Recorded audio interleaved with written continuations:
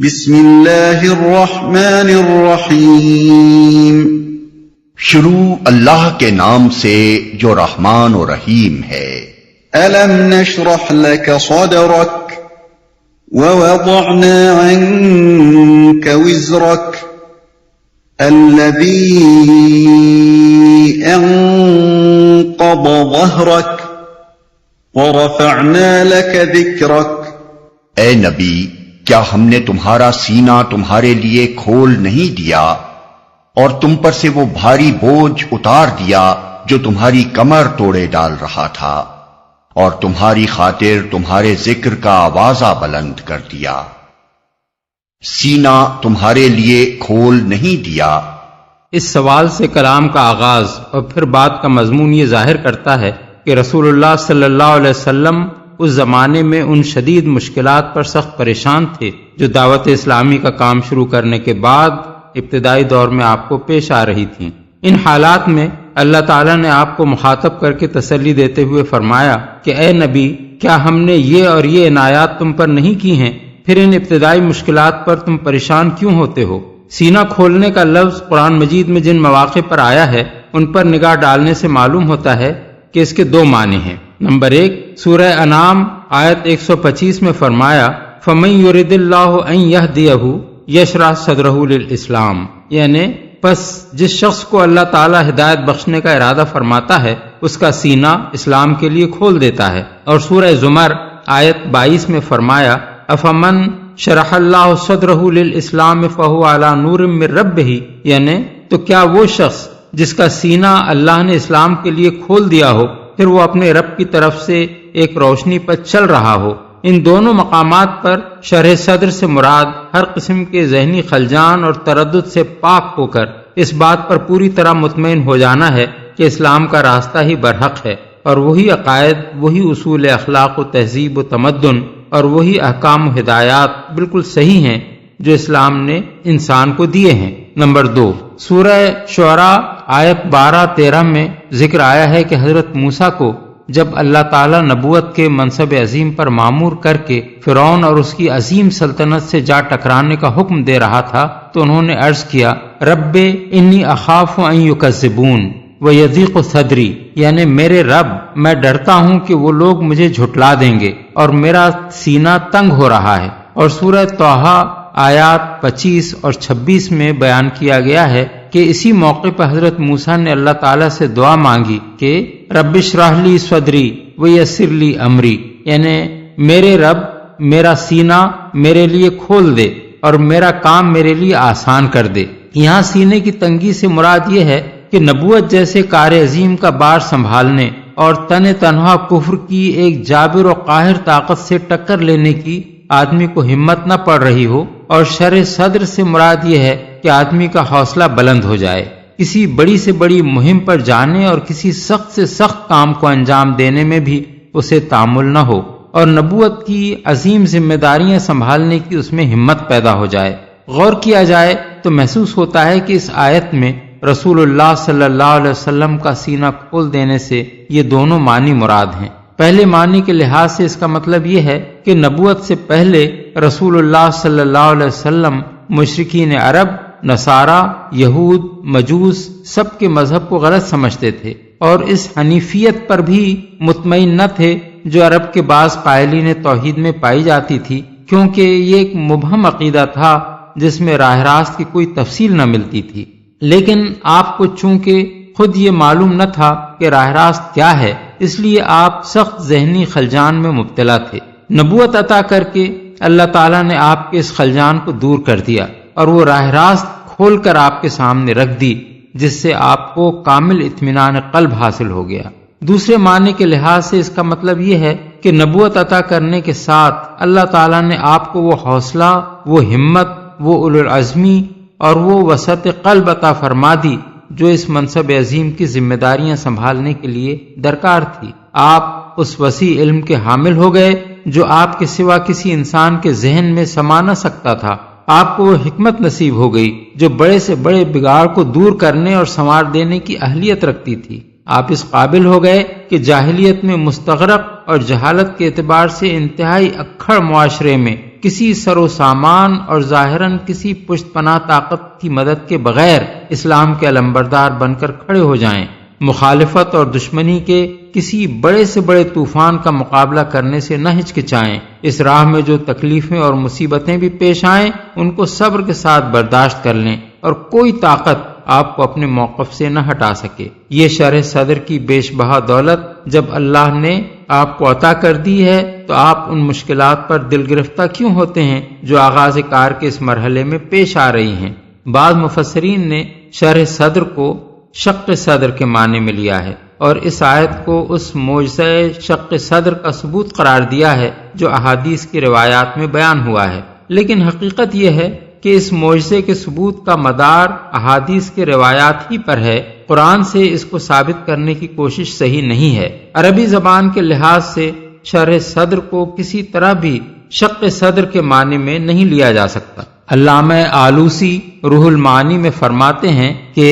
حمل الشرح فی الآیہ علی شق صدر ضعیف عند المحققین، یعنی محققین کے نزدیک اس آیت میں شرح کو شق صدر پر محمول کرنا ایک کمزور بات ہے۔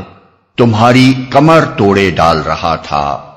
مفسرین میں سے بعض نے اس کا مطلب یہ لیا ہے کہ نبوت سے پہلے ایام جاہلیت میں نبی صلی اللہ علیہ وسلم سے کچھ قصور ایسے ہو گئے تھے جن کی فکر آپ کو سخت گراں گزر رہی تھی، اور یہ آیت نازل کر کے اللہ تعالیٰ نے آپ کو مطمئن کر دیا کہ آپ کے وہ قصور ہم نے معاف کر دیے۔ لیکن ہمارے نزدیک یہ معنی لینا سخت غلطی ہے۔ اول تو لفظ وزر کے معنی لازماً گناہ ہی کے نہیں ہیں، بلکہ یہ لفظ بھاری بوجھ کے لیے بھی بولا جاتا ہے، اس لیے کوئی وجہ نہیں کہ اس کو خامخواہ برے معنی میں لیا جائے۔ دوسرے، حضور کی نبوت سے پہلے کی زندگی بھی اس قدر پاکیزہ تھی کہ قرآن میں مخالفین کے سامنے اس کو ایک چیلنج کے طور پر پیش کیا گیا تھا، چنانچہ نبی صلی اللہ علیہ وسلم سے کفار کو مخاطب کر کے یہ کہوایا گیا کہ فقد لبثت فیکم عمرا من قبلہ، یعنی میں اس قرآن کو پیش کرنے سے پہلے تمہارے درمیان ایک عمر گزار چکا ہوں،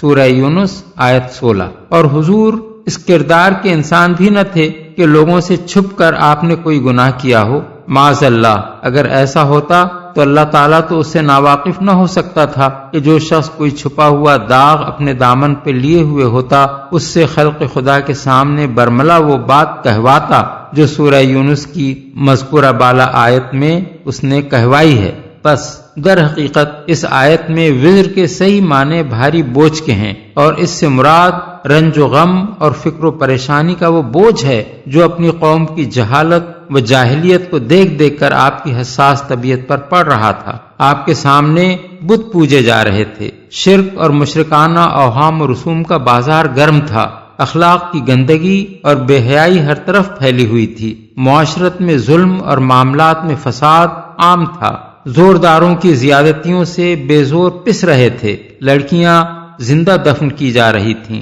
قبیلوں پر قبیلے چھاپے مار رہے تھے، اور بعض اوقات 100 برس تک انتقامی لڑائیوں کا سلسلہ چلتا رہتا تھا۔ کسی کی جان، مال اور آبرو محفوظ نہ تھی جب تک کہ اس کی پشت پر کوئی مضبوط جتھا نہ ہو۔ یہ حالت دیکھ کر آپ اڑتے تھے، مگر اس بگاڑ کو دور کرنے کی کوئی صورت آپ کو نظر نہ آتی تھی۔ یہی فکر آپ کی کمر توڑے ڈال رہی تھی، جس کا بار گراں اللہ تعالیٰ نے ہدایت کا راستہ دکھا کر آپ کے اوپر سے اتار دیا، اور نبوت کے منصب پر سرفراز ہوتے ہی آپ کو معلوم ہو گیا کہ توحید اور آخرت اور رسالت پر ایمان ہی وہ شاہ کلید ہے جس سے انسانی زندگی کے ہر بگاڑ کا قفل کھولا جا سکتا ہے، اور زندگی کے ہر پہلو میں اصلاح کا راستہ صاف کیا جا سکتا ہے۔ اللہ تعالیٰ کی اس رہنمائی نے آپ کے ذہن کا سارا بوجھ ہلکا کر دیا، اور آپ پوری طرح مطمئن ہو گئے کہ اس ذریعے سے آپ نہ صرف عرب بلکہ پورے نوع انسانی کو ان خرابیوں سے نکال سکتے ہیں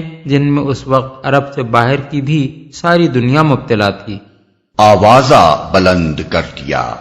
یہ بات اس زمانے میں فرمائی گئی تھی جب کوئی شخص یہ سوچ بھی نہ سکتا تھا کہ جس فرد فرید کے ساتھ گنتی کے چند آدمی ہیں اور وہ بھی صرف شہر مکہ تک محدود ہیں، اس کا آوازہ دنیا بھر میں کیسے بلند ہوگا اور کیسی ناموری اس کو حاصل ہوگی۔ لیکن اللہ تعالیٰ نے ان حالات میں اپنے رسول صلی اللہ علیہ وسلم کو یہ خوشخبری سنائی اور پھر عجیب طریقے سے اس کو پورا کیا۔ سب سے پہلے آپ کے رفع ذکر کا کام اس نے خود آپ کے دشمنوں سے لیا۔ کفار مکہ نے آپ کو زک دینے کے لیے جو طریقے اختیار کیے ان میں سے ایک یہ تھا کہ حج کے موقع پر جب تمام عرب سے لوگ کھچ کھچ کر ان کے شہر میں آتے تھے، اس زمانے میں کفار کے وفود حاجیوں کے ایک ایک ڈیرے پر جاتے اور لوگوں کو خبردار کرتے کہ یہاں ایک خطرناک شخص محمد صلی اللہ علیہ وسلم نامی ہے جو لوگوں پر ایسا جادو کرتا ہے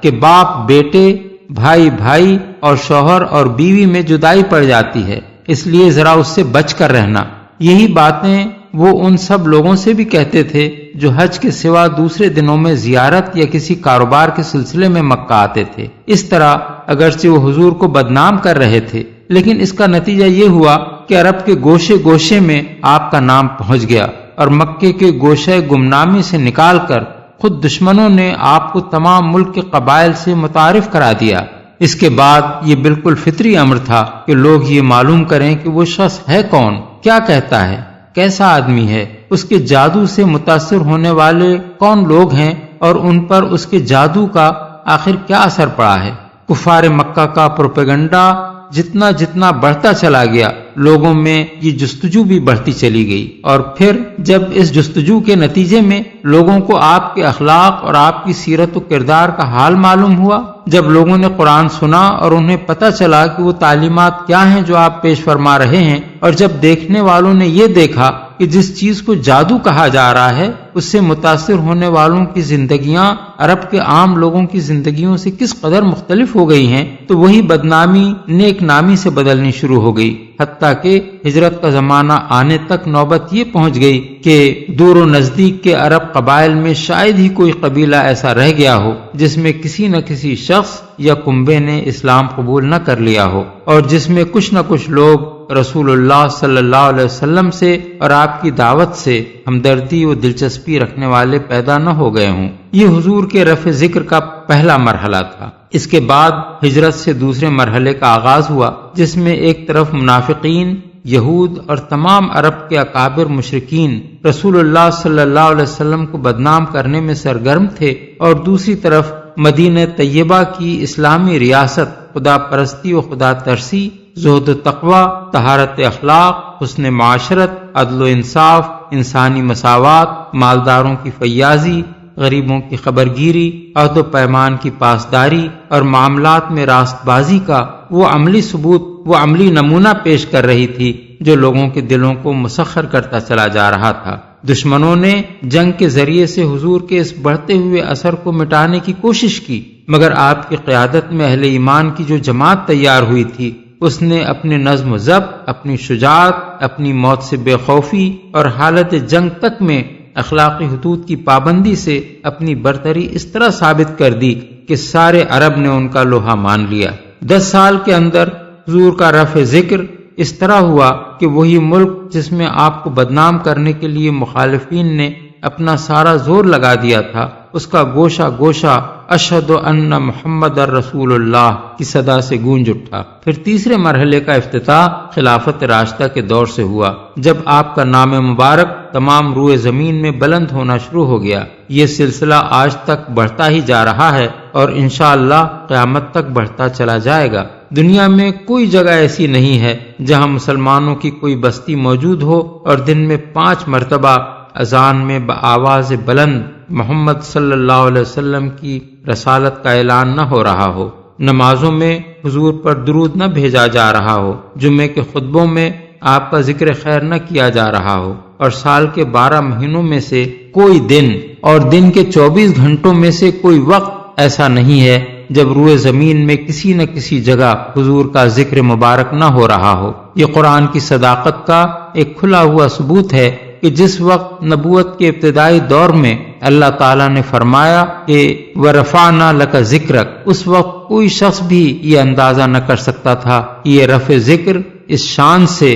اور اتنے بڑے پیمانے پر ہوگا۔ حدیث میں حضرت ابو سعید خدری کی روایت ہے کہ رسول اللہ صلی اللہ علیہ وسلم نے فرمایا، جبریل میرے پاس آئے اور مجھ سے کہا، میرا رب اور آپ کا رب پوچھتا ہے کہ میں نے کس طرح تمہارا رفع ذکر کیا؟ میں نے عرض کیا اللہ ہی بہتر جانتا ہے۔ انہوں نے کہا اللہ تعالیٰ کا ارشاد ہے کہ جب میرا ذکر کیا جائے گا تو میرے ساتھ تمہارا بھی ذکر کیا جائے گا۔ بروایت ابن جریر، ابن ابی حاتم، مسند ابو یعلا، ابن المنذر، ابن حبان، ابن مردویہ، ابو نعیم۔ بات کی پوری تاریخ شہادت دے رہی ہے کہ یہ بات حرف بحرف پوری ہوئی۔ فَإِنَّ مَعَ الْعُسْرِ يُسْرًا